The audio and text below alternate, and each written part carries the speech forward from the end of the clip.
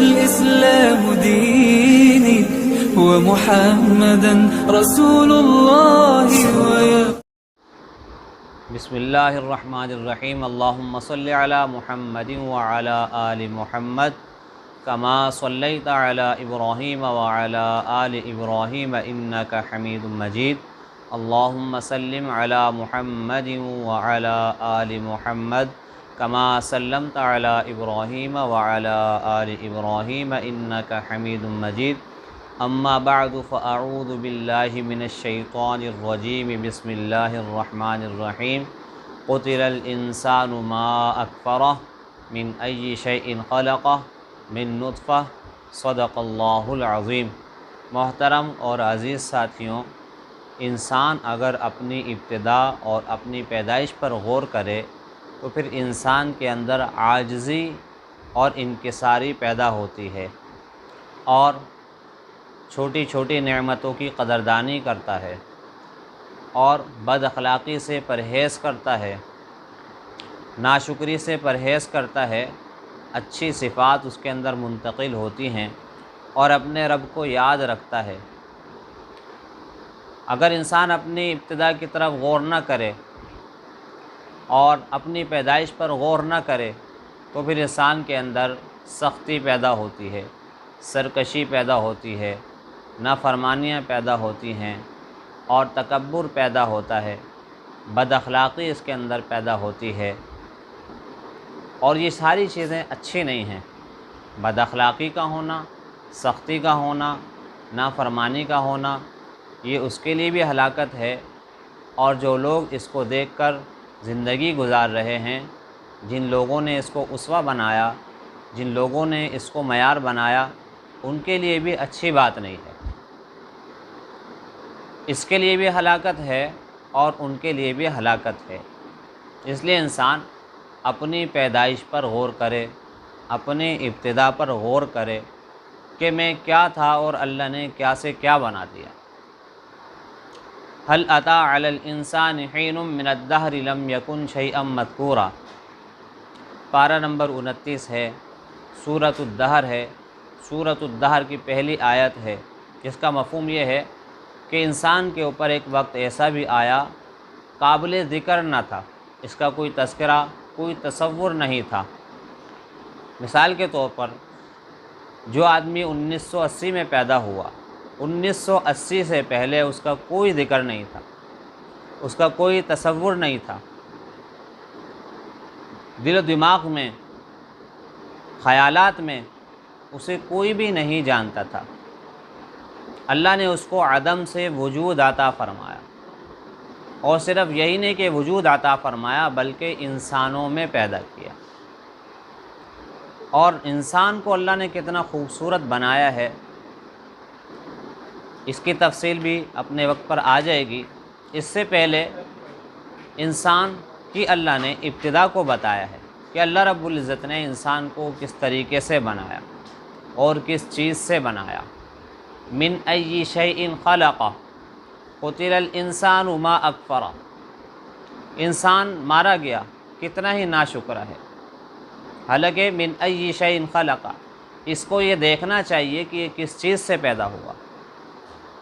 اللہ رب العزت کا بڑا عجیب انداز ہے، استفہام بھی ہے اور استفہام کا جواب بھی ہے۔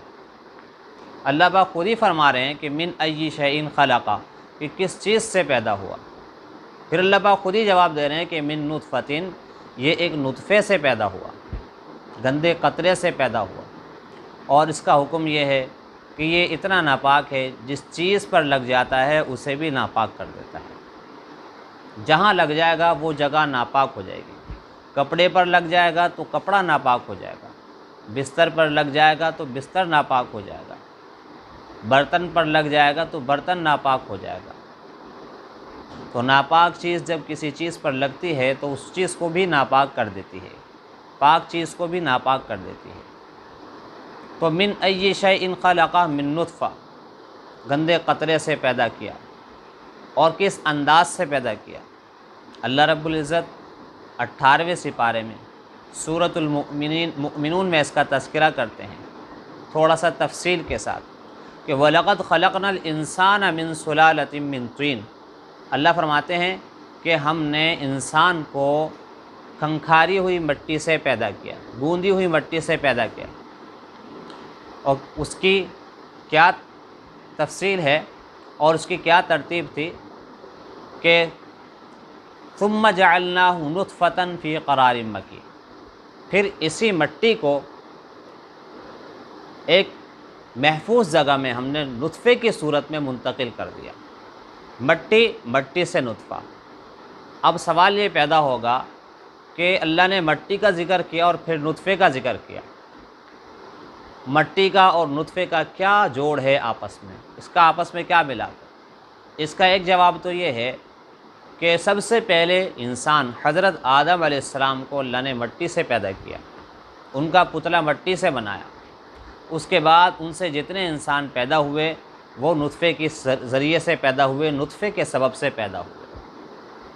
اور دوسرا جواب یہ ہے کہ جو نطفہ بنتا ہے انسان کا، اس میں خوراک کا سبب اول دخل ہوتا ہے کہ انسان جو خوراک کھاتا ہے اس سے انسان کے اندر خون پیدا ہوتا ہے، خون بنتا ہے، اور وہ جو خوراک ہے وہ ساری کی ساری خوراک تقریباً مٹی سے نکل کر آتی ہے۔ تو اس لحاظ سے بھی مٹی کا نطفے کے ساتھ آپس میں جوڑ ہو گیا۔ سب سے پہلے انسان کو دیکھتے ہیں حضرت آدم علیہ السلام، تو وہ بھی مٹی سے پیدا ہوئے، اور اگر نطفے کی حقیقت کی طرف جاتے ہیں کہ نطفہ کس طریقے سے بنتا ہے، کن چیزوں سے بنتا ہے، تو وہ چیزیں بھی مٹی سے پیدا ہوتی ہیں۔ اس کے بعد اللہ فرماتے ہیں کہ ثُمَّ خَلَقْنَا النُّطْفَةَ عَلَقَةً، اب یہ نطفہ کہاں گیا؟ محفوظ جگہ پہ اللہ نے اس کو پہنچا دیا، ماں کے رحم میں اس کو پہنچا دیا۔ اب یہ نطفہ ماں کے رحم میں پہنچ گیا، تو پہنچنے کے بعد ایسا نہیں ہوا کہ اس کو ایک دم انسان بنا دیا۔ اللہ چاہتے تو ایسا بھی ہو جاتا کہ اس نطفے کو ایک دم انسان بنا دیتے، کہ ایک دم یہ ہاتھ، پیر، چہرہ اور پیٹ اور پاؤں ایک دم بن جاتے۔ ایسا نہیں ہوا، بلکہ اللہ نے نطفے کو ایک دوسری شکل دی، نطفے نے ایک دوسری شکل اختیار کی کہ نطفے کو اللہ تعالیٰ نے ایک خون کا لوتھڑا بنا دیا، علقہ بنا دیا۔ پھر علقہ یہ منتقل ہوا، فَخَلَقْنَا الْعَلَقَةَ مُضْغَةً، گوشت کے لوتھڑے میں، نطفے سے خون کا لوتھڑا، خون کے لوتھڑے سے گوشت کا لوتھڑا۔ پھر اس کے بعد کیا ہوا؟ فَخَلَقْنَا الْمُضْغَةَ عِظَامًا، پھر ہم نے اس گوشت کے لوتھڑے کو ہڈیوں کی صورت میں منتقل کر دیا۔ اس گوشت کے لوتھڑے کو ہم نے ہڈیاں بنا دیا۔ انسان کی ہڈیاں بن گئی، پیروں کی ہڈیاں بن گئی، ہاتھوں کی ہڈیاں بن گئی، دماغ کی ہڈیاں بن گئیں، پسلیوں کی ہڈیاں بن گئیں، اور ران کی ہڈیاں بن گئی۔ تو یہ ساری صورت حال کہ ہڈیوں کا بن جانا، اس سے پہلے گوشت کے لوتھڑے کا ہونا، اس سے پہلے خون کا لوتھڑا بننا، اس سے پہلے نطفے کا ہونا، اس سے پہلے نطفے کا اپنے مقام پر ہونا، اللہ رب العزت اس ترتیب اور تفصیل کے ساتھ بیان کر کے کیا بتانا چاہتے ہیں کہ انسان اپنی حقیقت پر غور کر لے کہ تیری حقیقت کیا ہے، کہ تو کس بے بسی کی حالت میں دنیا میں آیا ہے، اس سے پہلے تیرا کیا مقام تھا، تو کہاں کہاں سے ہو کر آیا، تیرے اندر کتنے انتقال ہوئے، نطفے سے علقہ بنا، علقہ سے مضغہ بنا، مضغہ سے عظامہ بنا، فَكَسَوْنَا الْعِظَامَ لَحْمًا، پھر ان ہڈیوں پر اللہ رب العزت نے گوشت چڑھا دیا۔ ہاتھوں کی ہڈیوں پر بھی گوشت چڑھ گیا، اور پیٹ کی ہڈیوں پر بھی گوشت چڑھ گیا، ٹانگوں کی ہڈیوں پر بھی گوشت چڑھ گیا، پیروں کی ہڈیوں پر بھی گوشت چڑھ گیا۔ اس گوشت چڑھانے کا یہ فائدہ ہوا کہ انسان کا جسم چھپ گیا اور خوبصورت بن گیا، اس کے اندر ایک خوبصورتی پیدا ہو گئی۔ اگر اللہ رب العزت ان ہڈیوں پر گوشت نہ چڑھاتے اور یہ ہڈیاں اسی صورت میں باقی رہتی، اسی حال میں باقی رہتی، ڈھانچہ جو آج کل ہم دیکھتے ہیں، اگر اس انداز سے اللہ رب العزت انسان کو پیدا کرتے تو یقیناً بہت ہی زیادہ بدصورت نظر آتا۔ اللہ نے اس بدصورتی کو ختم کیا کہ انسان کی ہڈیوں پر اللہ رب العزت نے گوشت چڑھایا، جس سے انسان خوبصورت لگنے لگا۔ لیکن اس کے باوجود کہ اللہ رب العزت نے انسان کو خوبصورت بنایا ہے، پھر بھی انسان ناشکری میں مبتلا رہتا ہے۔ بعض اس وجہ سے ناشکری میں مبتلا رہتے ہیں کہ میرا رنگ صاف نہیں ہے، بعض اس وجہ سے مبتلا رہتے ہیں کہ میرا ناک نقشہ اچھا نہیں ہے، اور بعض اس وجہ سے مبتلا رہتے ہیں کہ میری ناک بڑی ہے۔ اور بھی بہت ساری وجوہات ہیں جو آج کل ماحول میں رائج ہیں اور جن کو ہم خود سوچ کر اندازہ کر سکتے ہیں، کیونکہ کسی نہ کسی درجے میں ہم بھی اسی میں مبتلا ہیں، تو انسان کے اندر یہ ناشکری رہتی ہے۔ حالانکہ اللہ رب العزت قسمیں کھا کھا کر فرما رہے ہیں۔ سورۃ التین ہے اور 30واں سپارہ ہے، والتین والزیتون وطور سینین وہذا البلد الامین۔ اللہ رب العزت 4 قسمیں کھا رہے ہیں، 4 قسمیں، ایک نہیں۔ اللہ رب العزت قسم نہ بھی کھاتے تو اللہ کی بات حق اور سچ ہے، بڑی پائیدار ہے، بڑی مضبوط ہے، بڑی محکم ہے، بہت ہی مستحکم ہے، کیونکہ اللہ کی بات ہے۔ اللہ کی بات میں مضبوطی ہی مضبوطی ہے، اللہ کی بات میں ثبات ہی ثبات ہے، اللہ کی بات میں ٹھہراؤ ہی ٹھہراؤ ہے، کیونکہ اللہ کی بات ہے۔ تو اگر اللہ رب العزت قسمیں نہ بھی کھاتے تو بھی کوئی شک نہیں تھا، لیکن اللہ رب العزت نے پھر بھی 4 قسمیں کھائیں کہ والطور، قسم ہے کوہ طور کی، والتین، اور قسم ہے انجیر کی، وطور سینین، اور قسم ہے کوہ طور کی، وہذا البلد الامین، اور قسم ہے آپ علیہ الصلاۃ والسلام کے شہر کی۔ 4 قسمیں کھائیں۔ علماء فرماتے ہیں کہ جب کسی چیز کی قسم کھائی جاتی ہے تو اس چیز کی عظمت کو بیان کیا جاتا ہے، وہ چیز اللہ کے نزدیک بہت ہی معظم ہوتی ہے۔ اور ہم بھی اپنے ماحول میں دیکھتے ہیں، اپنی زندگی میں دیکھتے ہیں کہ جب ہمیں کسی بات کو مضبوط بنانا ہوتا ہے تو ہم قسم کھاتے ہیں، اور قسم بھی ہم کوشش کرتے ہیں کہ ایسی قسم ہو کہ جو بہت ہی زیادہ مضبوط ہو، جو سب کے ہاں معتبر ہو، مسلم ہو، اور یقیناً پھر اس میں ہم کیا کرتے ہیں کہ اللہ کی قسم کھاتے ہیں، کیونکہ اللہ رب العزت معتبر، مسلم سب کے ہاں، اللہ کو سب مانتے ہیں سوائے دہریہ کے۔ دہریہ وہ بدنصیب انسان ہے، وہ بدنصیب شخص یا بدنصیب قوم یا بدنصیب قبیلہ ہے کہ جو اللہ کی ذات کے وجود کا منکر ہے، کہ اللہ کی ذات کا توبہ نعوذ باللہ کوئی وجود نہیں ہے، یہ دنیا خود بخود بن گئی اور خود بخود ختم ہو جائے گی۔ تو اس کے علاوہ سبھی اللہ کو مانتے ہیں، چاہے مسلمان ہو چاہے غیر مسلم ہو، اللہ کے وجود کے سبھی قائل ہیں کہ اللہ کی ذات کا وجود ہے، اللہ نے اس کائنات کو بنایا ہے، اور جب چاہے گا اس کائنات کو ختم کر دے گا۔ تو ہم کیا کرتے ہیں، بات کو مضبوط بنانے کے لیے ایسی مضبوط قسم کھاتے ہیں کہ ہمیں دوبارہ کوئی بات کرنے کی ضرورت ہی نہ پڑے، سننے والا راضی ہو جائے، مطمئن ہو جائے، ہم اللہ کی قسم کھاتے ہیں۔ تو وجہ کیا ہوتی ہے؟ وجہ یہ ہوتی ہے کہ ہماری بات ایسی مضبوط ہو جائے کہ جیسے کہ ہم چاہتے ہیں، اور جتنی مضبوطی کی ہمیں ضرورت ہے، پھر ہم اللہ کی قسم کھاتے ہیں۔ اللہ رب العزت جو قسمیں کھا رہا ہے، کس لیے کھا رہا ہے؟ اللہ کی بات میں کوئی کمی نہیں ہے، کوئی شک نہیں ہے۔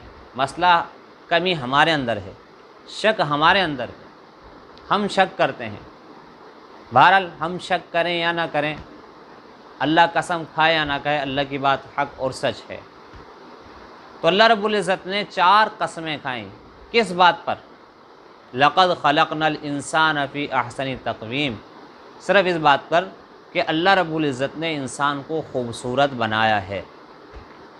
اس بات کو بتانے کے لیے اللہ پہلے 4 قسموں کو لے کر آئے کہ والتین والزیتون وطور سینین وہذا البلد الامین، انجیر کی قسم، زیتون کی قسم، کوہ طور کی قسم، وہذا البلد الامین، آپ علیہ الصلاۃ والسلام کے شہر کی قسم، لقد خلقنا الانسان فی احسن تقویم، اور 4 قسمیں کھانے کے بعد پھر لقد کو بھی لے کر آئے، صرف قد کو نہیں لے کر آئے، لام بھی تاکید کا اور قد بھی تاکید کا، ان دونوں کے اندر تاکید ہے، گویا کہ یہ بھی قسم کا معنی دے رہے ہیں۔ 5 قسمیں ہو گئیں کہ لقد خلقنا الانسان، پھر اللہ نے کیا فرمایا؟ خلقنا، ہم نے پیدا کیا۔ پیدائش کی نسبت اللہ تعالیٰ اپنی طرف کر رہے ہیں، تخلیق کی نسبت اللہ تعالیٰ اپنی طرف کر رہے ہیں، تو پھر اور کتنی مضبوطی آ گئی؟ 4 قسمیں، 2 تاکیدیں، پھر ایک اللہ کا اپنی طرف نسبت کرنا کہ ہم نے انسان کو پیدا کیا ہے۔ لقد خلقنا الانسان فی احسن تقویم، فی حسن تقویم نہیں کہا بلکہ فی احسن تقویم کہا ہے، احسن جس میں بہت زیادہ خوبصورتی ہو، کہ اللہ رب العزت قسمیں کھا کر تاکید کے ساتھ اپنی طرف نسبت کر کے یہ فرما رہے ہیں کہ ہم نے انسان کو خوبصورت پیدا کیا۔ اور کس چیز سے پیدا کیا؟ وہ چیز کتنی گندی، کم حیثیت والی، بے حیثیت والی، نطفہ، ناپاک، جس کو دیکھ کر ہم منہ چڑھاتے ہیں اور منہ بناتے ہیں، اس کی طرف ہم دیکھنا بھی گوارا نہیں کرتے، زبان پر اس کا تذکرہ بھی کرنا گوارا نہیں کرتے۔ ایسی چیز سے اللہ نے اتنا خوبصورت بنایا کہ جس کے بارے میں اللہ نے 4 قسمیں کھائیں، 2 تاکیدیں لے کر آئے اور اپنی طرف نسبت کی، پھر احسن کا صیغہ لے کر آئے، اس میں تفضیل کا صیغہ جس کے معنی میں بھی زیادتی ہے۔ تو یعنی اللہ رب العزت نے انسان کو بہت زیادہ خوبصورت پیدا کیا ہے، بہت زیادہ خوبصورت پیدا کیا ہے۔ اب مسئلہ یہ ہے کہ ہم کیونکہ سارے انسان ایک جگہ جمع ہو گئے، ایک جگہ اکٹھے ہو گئے، جیسے بہت سارے انجینئر ایک جگہ جمع ہو جائیں تو ایک دوسرے کی وہ قدر نہیں ہوتی، اسی طریقے سے بہت سارے ڈاکٹر ایک جگہ جمع ہو جائیں تو ایک دوسرے کے اندر وہ بات نہیں ہوتی۔ اسی طریقے سے کسی بھی شعبے کے لوگ جب ایک جگہ بہت سارے جمع ہو جاتے ہیں تو ایک دوسرے کی وہ اہمیت اور وہ ادب احترام نہیں ہوتا۔ اسی طریقے سے جب ہم بہت سارے انسان ایک جگہ جمع ہو گئے تو ہم اس بات کو بھول گئے کہ اللہ تعالیٰ نے ہمیں کتنا خوبصورت بنایا۔ نفس سے انسان کو اللہ نے خوبصورت بنایا ہے، پھر مزید خوبصورتی پر اللہ نے کسی کو بہت زیادہ خوبصورتی عطا فرما دی۔ اور خوبصورتی نام کس چیز کا ہے؟ خوبصورتی نام ہے اعضاء کا متناسب ہونا، رنگت کا اچھا ہو جانا، آنکھوں کا اچھا ہو جانا، ناک کا اچھا ہو جانا، گال کا اچھا ہو جانا، کانوں کا اچھا ہو جانا، اس سے اس کا تعلق نہیں ہے، بلکہ اعضاء کا متناسب ہونا۔ ناک، کان، آنکھیں، گال، یہ سب ہموار ہوں، متناسب الاعضاء، اعضاء تمام کے تمام مناسب ہوں، ان کے اندر سب کے اندر تناسب ہو، سب اس انداز سے ہوں کہ جہاں ہونا چاہیے اس سے انسان کی خوبصورتی میں اضافہ ہوتا ہے۔ تو اللہ نے کسی کو کم خوبصورت بنایا، کسی کو زیادہ خوبصورت بنایا، لیکن خوبصورت سب ہی کو بنایا ہے۔ نفس انسان کو جب اللہ قسم کھا کھا کے فرما رہا ہے کہ ہم نے لقد خلقنا الانسان فی احسن تقویم، جب اللہ نے یہ فرما دیا تو کسی بھی انسان کو اس بارے میں نہیں سوچنا چاہیے کہ اللہ نے مجھے کیسا بنایا۔ اور اس کی ایک آسان سی مثال دوں کہ سمجھ میں آ جائے گا کہ انسان کو اللہ نے کتنا خوبصورت بنایا۔ اگر میرے دوستو عزیزو ہم اپنے برابر میں کسی جانور کو کھڑا کریں اور اپنے آپ کو کھڑا کریں اور پھر شیشے میں دیکھیں، شیشے کے سامنے ہم خود بھی کھڑے ہو جائیں اور ساتھ میں کسی جانور کو کھڑا کر لیں، مثلا گدھے کو کھڑا کر لیں، مثلا گھوڑے کو کھڑا کر لیں، مثلا اب گھوڑا ویسے تو بظاہر اچھا لگتا ہے لیکن انسان کے مقابلے میں کچھ بھی نہیں ہے، ایسے ہی اپنے ساتھ ہم گائے کو کھڑا کر لیں، کسی بکرے کو کھڑا کر لیں، کسی دمبے کو کھڑا کر لیں، خوبصورت سے خوبصورت دمبا ہو، خوبصورت سے خوبصورت بکرا ہو، خوبصورت سے خوبصورت گائے ہو، لیکن انسان کا مقابلہ نہیں کر سکتے۔ پھر سمجھ میں آئے گا کہ نفس انسان کو یعنی مجھ کو اللہ رب العزت نے کتنا خوبصورت بنایا ہے کہ جب تقابل ہوتا ہے، مقابلے میں کوئی چیز آتی ہے تو پھر اندازہ ہوتا ہے۔ جیسے رات نہ ہوتی تو دن کا پتہ نہ چلتا، دن نہ ہوتا تو رات کا پتہ نہ چلتا، دن ہے کی وجہ سے تو رات سمجھ میں آتی ہے اور رات کی وجہ سے دن سمجھ میں آتا ہے۔ تو جب اللہ رب العزت نے اتنی نعمتوں سے نوازا اور پھر انسان ناشکری میں پڑ جائے تو یقیناً انسان کا اپنا ہی قصور ہے، انسان کا اپنا ہی نقصان ہے۔ تو بات عرض کرنے کا مقصد یہ تھا کہ اگر انسان اپنی پیدائش کی طرف غور کرے تو اس کے اندر یہ عاجزی اور انکساری پیدا ہوتی ہے کہ انسان سوچے کہ اللہ نے مجھے کہاں سے کہاں پہنچا دیا، کیا سے اللہ نے کیا بنا دیا۔ جب انسان یہ سوچے گا کہ میری پیدائش کس چیز سے ہوئی ہے، اس کی حقیقت کیا ہے، اس کی حیثیت کیا ہے، پھر اللہ نے مجھے یہاں پہنچا دیا، اس حد تک پہنچایا، اس مقام پر پہنچایا، تو کبھی انسان اللہ کی نافرمانی ناشکری نہیں کرے گا۔ اگر اس بات کو دل سے سوچے گا تو کبھی ناشکری میں مبتلا نہیں ہوگا، اور اگر اس کو بھول جائے گا، جو یاد رکھنے کی چیز ہے، جو سوچنے کی چیز ہے، جو تذکرہ کرنے کی چیز ہے، اگر اس کا تذکرہ کرنا چھوڑ دے گا، اس کو یاد کرنا چھوڑ دے گا، اس کو سوچنا چھوڑ دے گا، تو یقیناً پھر اس کے اندر نافرمانیاں، بد اخلاقیاں، تکبر، کینہ، بغض، حسد، اس قسم کی بیماریاں اس کے اندر جنم لیں گی، جو کہ مسلمان تو کیا کسی انسان کو بھی زیب نہیں دیتی۔ مسلمان ہو یا غیر مسلم، پیدا سب کو اللہ نے کیا، سب کا پالنے والا اللہ ہے، سب کو کھلانے والا اللہ ہے، سب کو پلانے والا اللہ ہے، اللہ سب کا ہے۔ تو کسی بھی انسان کو یہ زیب نہیں دیتا کہ وہ تکبر کرے، بد اخلاقی کا اظہار کرے، ناشکری کا اظہار کرے، نافرمانی کا مظاہرہ کرے، کسی بھی انسان کو یہ بات زیب نہیں دیتی۔ تو پھر مسلمان کیسے اس کا متحمل ہو سکتا ہے، کیسے اس کو برداشت کر سکتا ہے، کیسے وہ ان قباحتوں میں مبتلا ہو سکتا ہے؟ یہ سوچنا جس دن ہم نے شروع کر دیا تو ہمارے اندر خود بخود تبدیلی آنا شروع ہو جائے گی، ہمارے اخلاق اچھے ہوتے چلے جائیں گے، ہمارے اندر عاجزی پیدا ہوتی چلی جائے گی، انکساری ہم اپنے اندر دیکھیں گے، محسوس کریں گے، اور لوگوں کے ساتھ تواضع کے ساتھ پیش آئیں گے، عبادت کرنے کو دل کرے گا، ہم کبھی نماز نہیں چھوڑیں گے، نافرمانی سے حتی الامکان بچیں گے، اور فرما برداری کا، امتثال اوامر کا حتی الامکان ہم کوشش کریں گے اس کو ادا کرنے کی۔